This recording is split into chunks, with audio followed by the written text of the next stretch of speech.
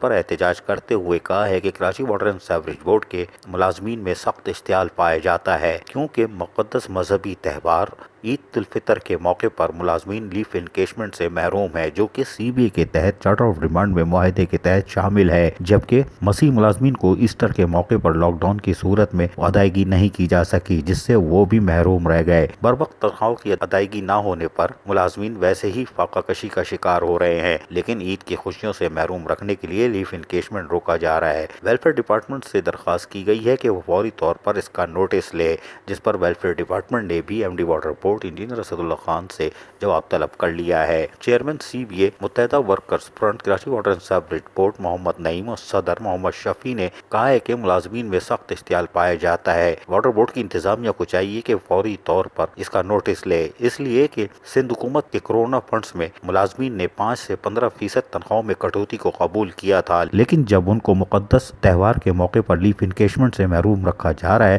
تو یہ سراسر زیادتی ہے۔ اس کا نوٹس لیا جائے۔ عزیز عارف، KBS بلدیاتی نیوز، کراچی۔